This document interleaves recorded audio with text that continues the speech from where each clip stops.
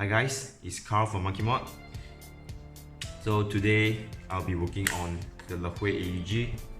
What I'm going to do and show you guys today is I'll be swapping out the original nylon outer barrel with a shorter steel outer barrel. Now the reason why I would recommend one of this is because the stock nylon outer barrel is very long. So I have this is a T-hop piece already epoxied to the inner barrel, and this is a 50 cm long inner barrel. Now the 50 cm inner barrel is one of the more commonly found inner barrel length available. So even with the 50 cm inner barrel, it still wouldn't clear the nylon outer barrel. It just stays somewhere around right before the thread of the nylon outer barrel starts. So in this situation, I don't really have much hop-up choices. I can't really attach hop-up onto it. So I'm just going to swap it out with a shorter outer barrel. This is made of steel, so it has a very nice weight to it. So I'll be showing you guys how to take this entire thing apart and getting access to the inner barrel and installing it. Alright, that's one part. And second part, the receiver itself. I'll be taking the gearbox out with the quick detach system. It's very cool. I'll show you guys how it's done. And then I'll be installing a full air volume cylinder into the gearbox, because for some reason Lehui just decided to use the 75% ported cylinder on such a long inner barrel setup. I have no idea why, but I'm just going to bet that it's because they have too much left over from the cruise factor. So alright, let's get started. Right, so first I'll be working on the upper receiver first. So the first thing you want to do is taking this part off. To do that, you pull the charging handle back and leave it there. And then this little knob here, push it. You should be able to twist it a little. And then at the right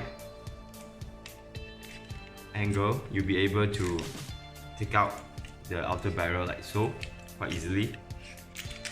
And then the entire receiver and outer barrel just got, torn apart like so. So we won't be really working on this thing. Oh yeah, I forgot to mention actually. This is the aluminum top rail for the AUG. I'll be swapping that out as well. So we just leave this aside first. So onto the outer barrel assembly itself. This is the whole unit with the stock grip, to the foldable fork grip attached. Now to take off this, you have to deal with two screws first, one here and one here. Let me just take it apart first. Right, with that two screw in, you can pull this out like so. And then now you have just separated the front part of the outer barrel and the back part of the outer barrel. So we just leave this aside first. So this piece is actually made of plastic, not nylon, but no big deal, I suppose.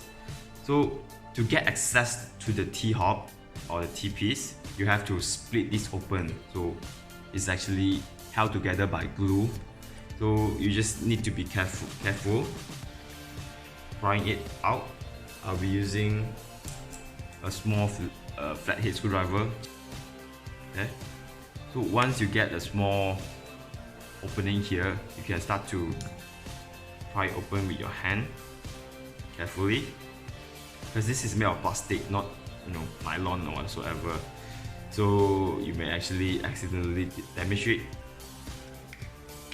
Okay, now that's split. Right, split in half. Now you can take off the entire original T-hop with the acrylic inner barrel out. Well, since it's taken apart, let's just measure what kind of inner diameter it has.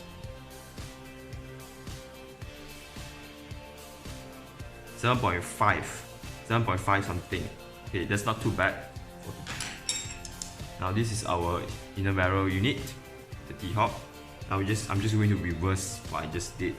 So alright, when you install the T-hop or the T-piece to the two-way split outer barrel, you have to make sure that it's inserted correctly. Like there's a small notch here for you to insert, to lock in the T-hop so that it will be at the right positions. So once that's done, you can close the other half.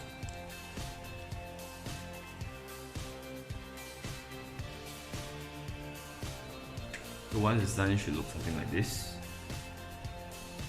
So that's the T-hop and the inner barrel. How do you change one? This is it, not too difficult. Right, so I'll be showing you now how to deal with this part of the outer barrel. So for this, there's actually a small hidden screw inside the foregrip where the locking mechanism lies. Like there's a really small screw there. I don't think the camera can actually capture it, can it? There, I'm not sure you can see it. But anyway, this screw is very important. If you don't undo this screw, you can't actually take the front outer barrel off. So what happens is now you get access to the outer barrel itself. Now on this unit, you can see some damage here. This is caused by I was in the midst of figuring out how to take this off, and I didn't notice the small screw there. I just forced twist it, and then it got damaged this way. So be careful not to do what I did. So let's just set this aside. Right, so I'll be installing this into, I don't know what it's called, whatever, this piece. Oops. So the way of installing this is the same. Basically, you just put it there. Now you notice there's holes. These are actually holes for you for the screw, speaking of which.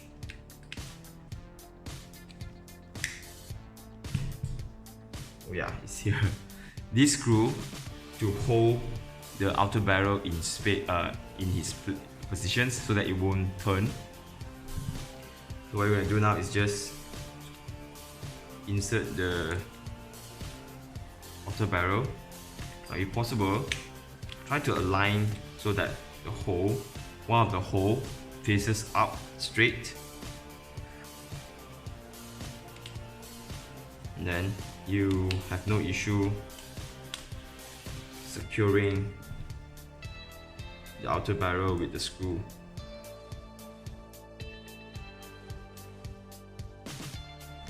Now once that's tightened, then you should have a very securely installed outer barrel. A shorter one, way shorter. If I compare, look at that, almost 3 inch. Right, so with that done, now we are just going to assemble back the back portion of the outer barrel, the ones that with the inner barrel. So we're gonna do the same. Make sure that the nut locks in place. And there. Now we just need to put the 2 screw back.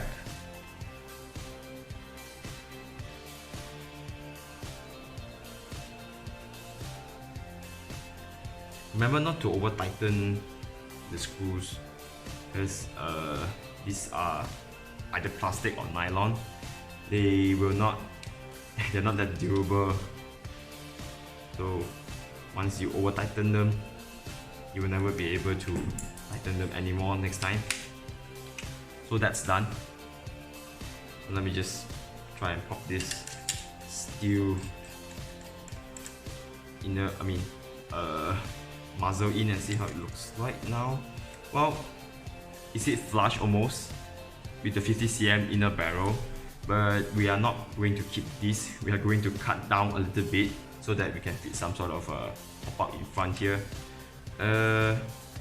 The opening of the steel muzzle is quite large, so I think you might actually be able to fit a 16mm type pop-up. Like for example, I have a 80K here. Now if I just pop it in, yep, the muzzle can take a 16mm diameter pop-up. So probably I'm just going to cut down a little bit there and install maybe the LDT nylon pop-up. So we'll see about that. So let's just call it a day on this. To install it,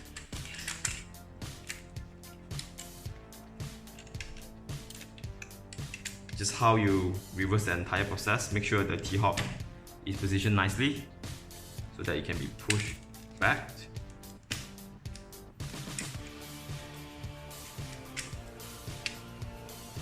And when the whole outer barrel assembly is now installed, you just need to twist it back to positions. Right, just to make sure everything is in place, all the locks and stuff. So now you have a shorter outer barrel setup of the upper receiver. Right, and then let me just change the up top rail as well.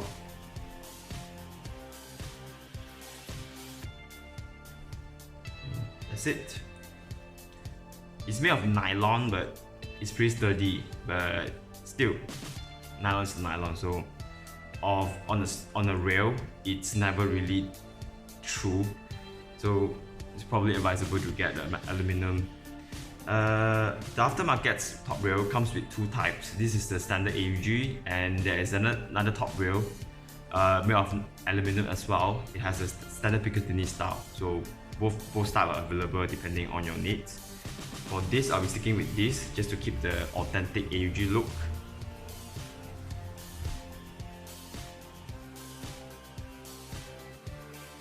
And done. Now the upper receiver is pretty, has a really good weight to it right now. Okay, now that's done. I'll be dealing with the inner barrel once I'm done with the gearbox. So let me just put this aside. Alright, with the upper receiver settled, now we're going to work on the lower, where the gearbox houses. So to take off the gearbox from the receiver is really simple. Let me just take this off. This is a rubber cover. You don't really need to take this off, but just for convenience sake, I'm just gonna take it off first. So with that two rubber cover exposed, removed, now you can see the gearbox from both sides. So to continue, take off the back cover. Now you will see this huge metal heat shield or cover that I've shown in my review video. So to take it off, just little spring-loaded tabs here. Just press, you can take the entire thing off. And then the gearbox is pretty much free now. You can push the gearbox out from here. So when you do that, be careful with the wirings. So I would try and get some wire out if possible.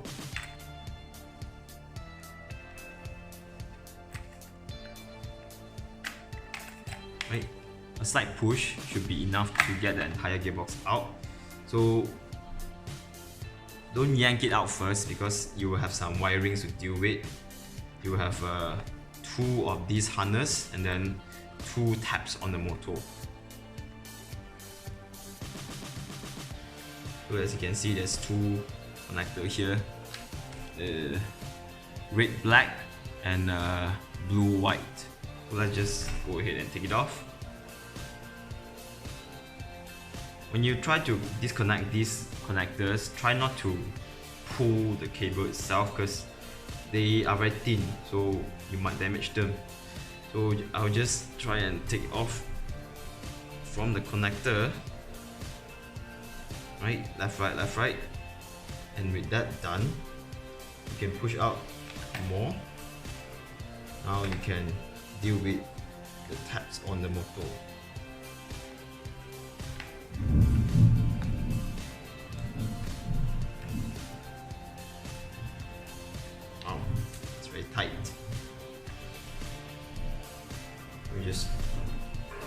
use a clamp to yank it off.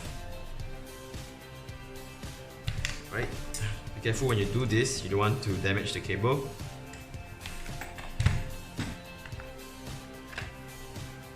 Side.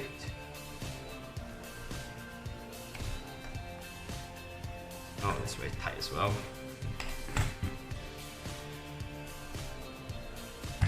Right. So with these 4 connectors, these 2 and these 2, you can now take out the gearbox completely.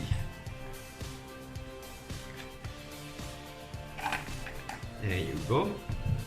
So it's a very good quick detach, the gearbox quick detach designs. You do have to deal with some pesky connectors here and there, but it is quite minimal.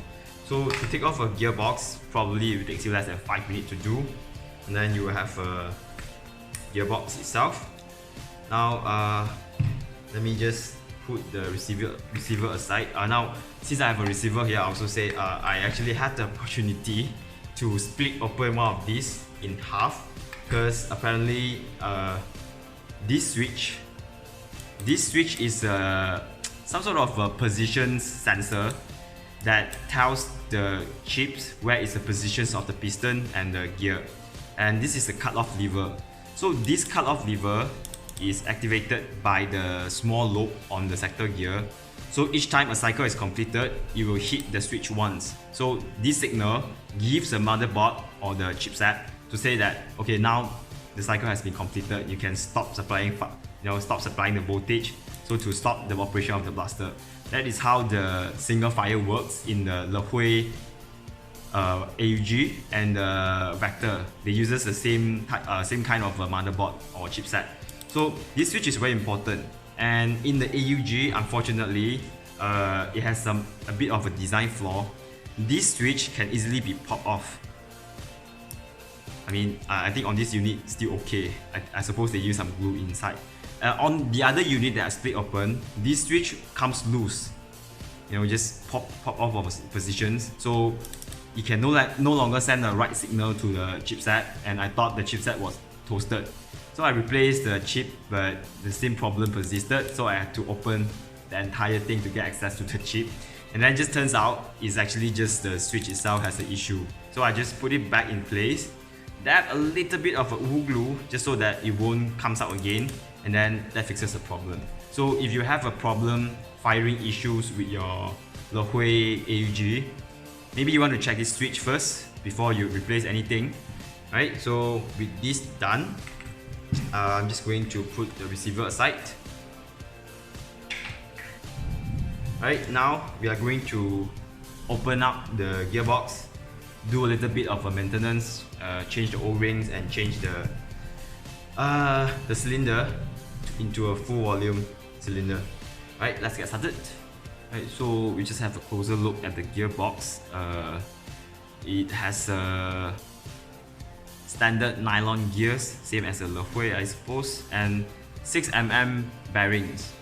Well, at least it comes upgraded. It's not the brass or the bronze type of brass type of bearing. So I guess you can leave them in.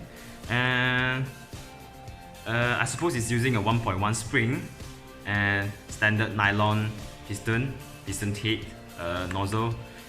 These are not going to be a problem. They work well out of the box. You don't really need to upgrade them.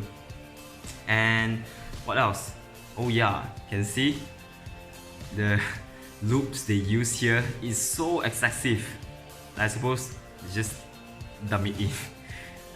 So we are going to clean that up a bit, and that's pretty much it. So let's get started. Now of course this has a QD spring system. So actually, if you just want to change the spring, you don't even need to pop out the gearbox from the receiver. You can actually, from the receiver, you can do this.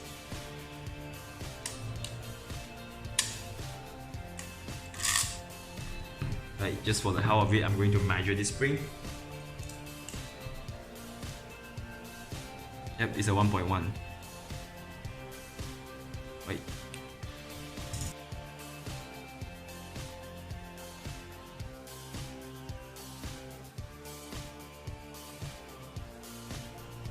So similar to the Gen 8, or rather the version 3 type of gearbox, the motor and the main gearbox is attached together when installed, so they can be removed very easily. This is the standard 480 short shaft type motor. There's plenty of aftermarket motor that can replace this if you need to.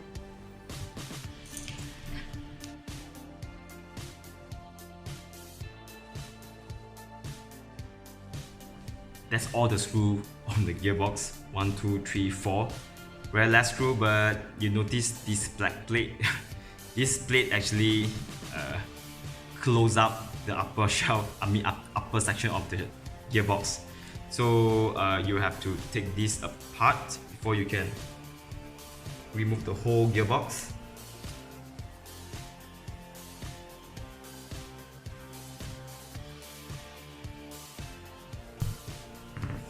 Right, apparently this tab can be quite difficult to take off, so I had to use a punch, place it at the corner here and give it a few taps to get it out, because it actually is held together by a small clip over here.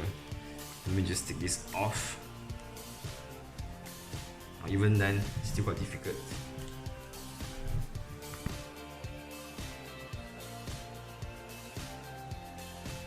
It is still very tight.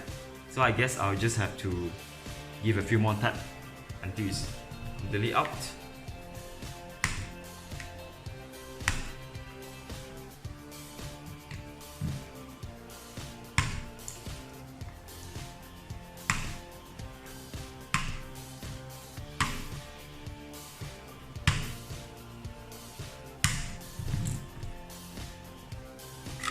Right, so okay. Now this piece, it's not a bad design, but can be quite difficult to work with. And this piece, it's not that super sturdy, can be bent easily. So you probably want to pay extra attention when you try to take this piece off. Right, so with that out, it's the side.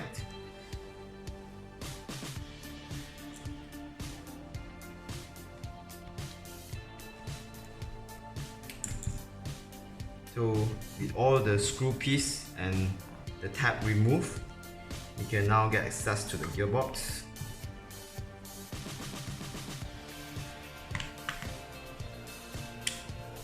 Alright, and there you go. So I'm going to clean this off real quick.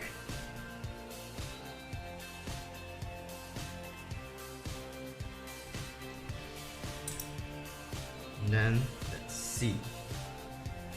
It's just, well, gearbox is quite well put together, even though the other half is removed. The gears are staying in place. So let me just reset the gear. Right, so that's a pretty standard gear system, 18:1 ratio, I suppose. Now, let me just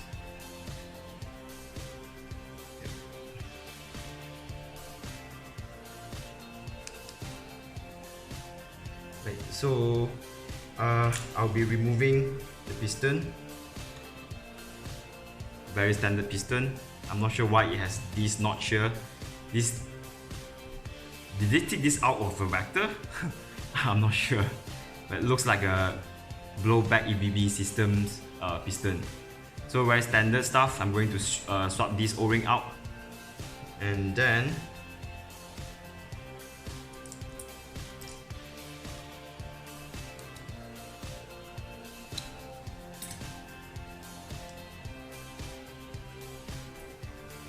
all the gear are pretty well put together, so I won't be meddling with them.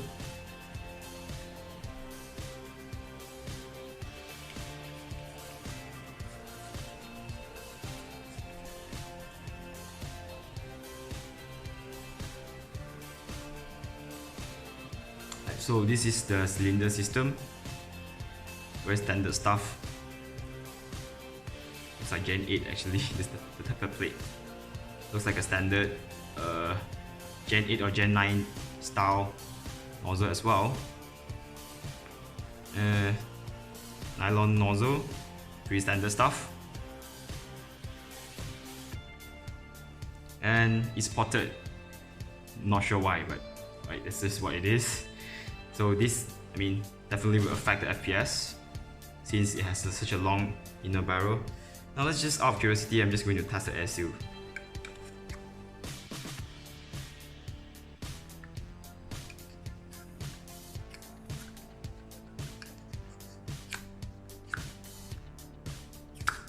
The seal is not that great. I feel there's some leak from here, or maybe it's just the pot.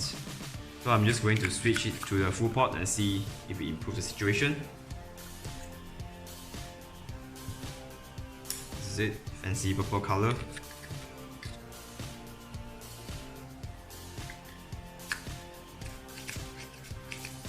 Yep.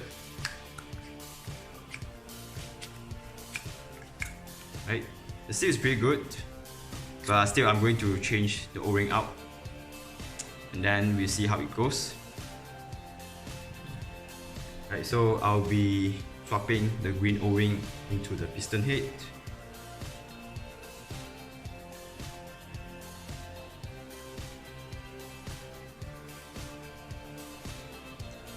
With your brush.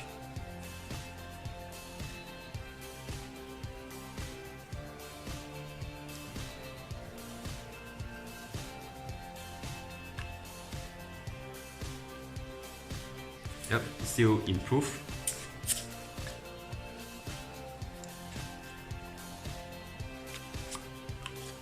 Right, the vacuum is also quite minimal, so there's no need to do any pottings or enlarging the piston head hole because it's quite large already actually, so there's not much vacuum there. So with that done, I'm just going to put everything back together and see how it works.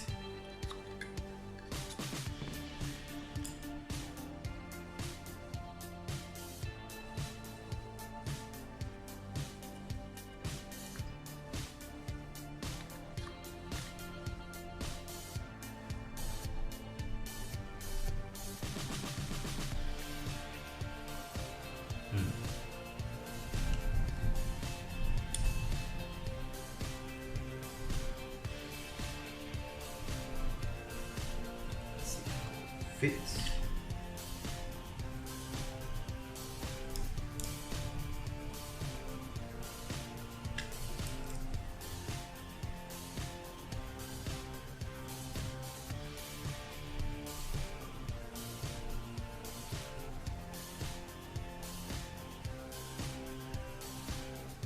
Right, so it fits perfectly.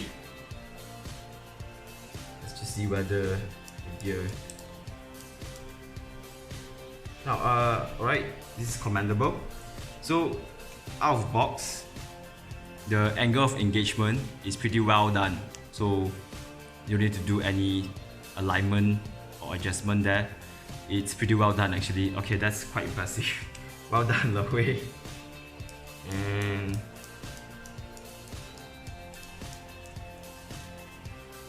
okay, so a little bit of space left back here, so that's pretty well. I mean, you don't need to do any more job there as well. Right, so now I'm just going to put everything back and then we'll test how the performance, if there's any improvement. I am expecting at least 250, 260 FPS out of this thing, but we'll see.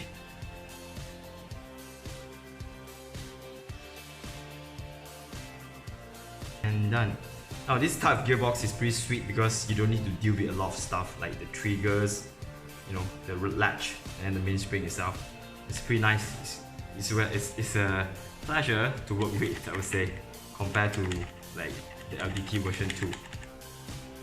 Right, so I'm just going to put all the screw back in, the tabs, and then we are ready for a test fire.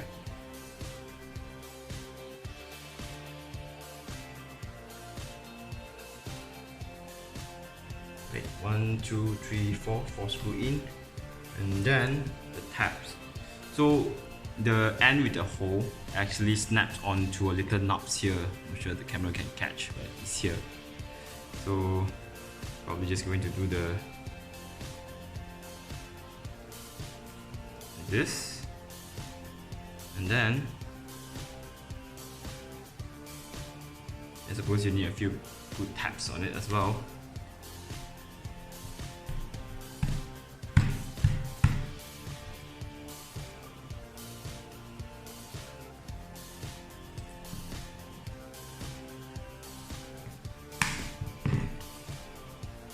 And it's in.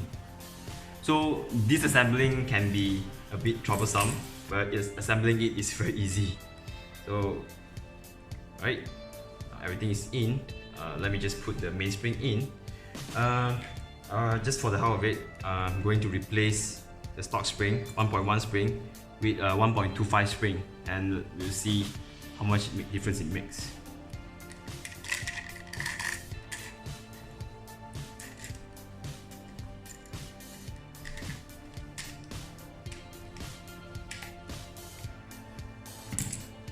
What a breeze! Done. Right, so the motor.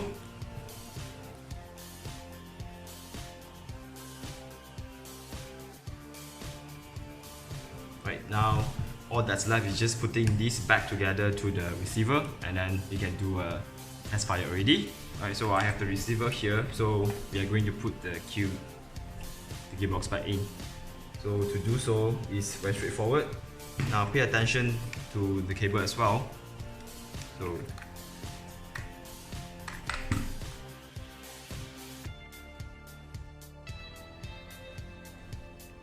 remember, red black to red black. Everything here is color coded, so it's pretty simple. It's hard to, screw it up.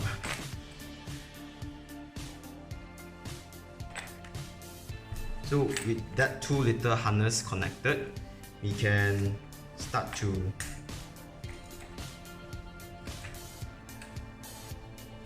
shove the gearbox into the receiver.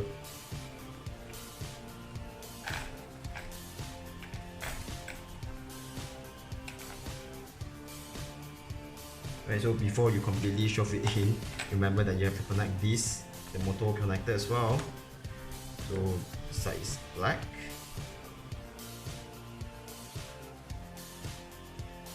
So that's done. Now all that's left is just putting it completely in, and make sure all the cables and wires are properly arranged. I'll basically just put everything behind here, like so that the heat shield or cover plate can be inserted without pinching any of them. That should be good enough. So let's just in upside first, and then down here just pull the tab and it should lock in place. So and we are done. Let's just put in the battery and give it a few shots, see whether it still works. Lock, single fire, burst, HowTo. Right, everything working normal. So now we are going to close the upper receiver. So when you have the cover removed, you can also see the T-piece and the nozzle positions. I mean, if you have problem trying to put them together, you can open up the rubber cover here and have a look.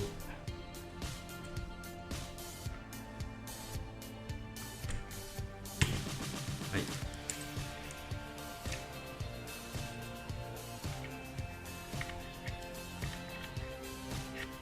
Oh, yeah, actually I have a blackout piece replacement for this locking tab.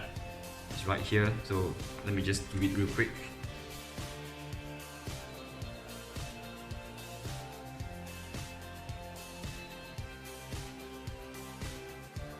Alright, done.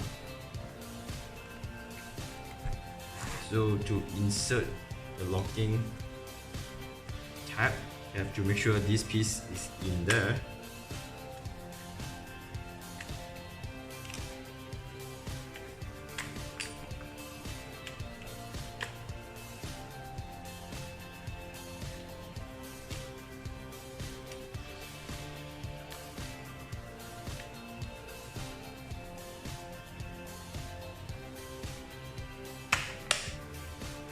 and that's installed.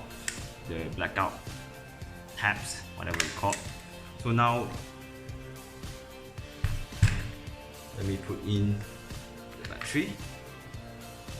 This is a Boss Lipo 3S battery, cutlass.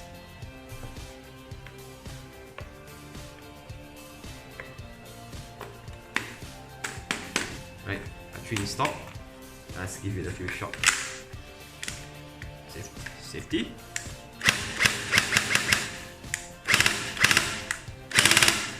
Okay, so let me just get some gel and the magazine and we can do a quick FPS check. Alright, so I have my magazines here. Let's just fill it up with some gels. Again, I'm using the LDT War Interest Monkee gel. So let's try it.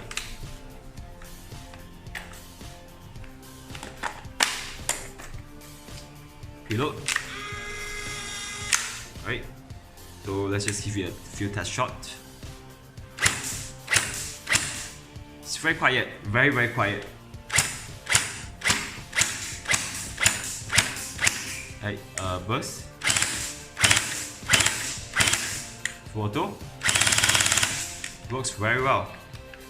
Alright, so changing the parts and stuff here, the the T-piece T-hop, inner barrel, O-ring did not actually causes any feeding issues. So let me just turn on my Crony and see what odd numbers are we getting today. Bear in mind, almost everything here is still stock. The gears, the piston. So what I changed was just the full air volume cylinder, the green O-ring, and then a long aluminum inner barrel. So now let's see what number we can get from this simple mod. Single fire, 300 FPS. 300 FPS, does it catch? Let me try and get the camera to focus. Yep, 300 FPS, that's quite amazing for such a simple mod. Let's keep on going. 281, 291, 297. Oops, it's gel out already. I didn't put enough gel in. Yep, let me just reload real quick. Right, so 3 burst shot. Right. 287, 280, 277. 292, 290, 286. Pretty consistent, 280 plus average.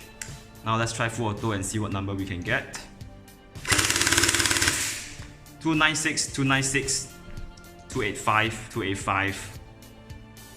Yeah, average out at around 280 FPS, peak at around 300 FPS. So if you have an AUG, I definitely will recommend you to do this mod right away because it just makes so much difference, right? And I haven't installed the hop up yet because I need to cut the inner barrel to the right length to install a hop. I may actually just use this ATK fixed type hop because it fits in there perfectly well. So I'm going to do that, and let me just close this cover, I guess.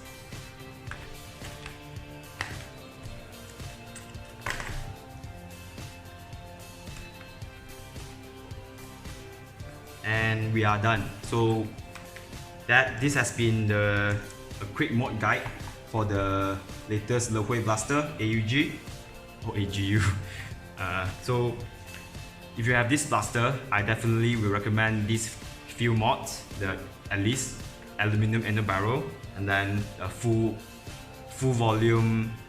air volume cylinder. Such a simple mod, and it can bring the blaster, up to such good standards. So thank you very much for watching. I'll see you guys soon.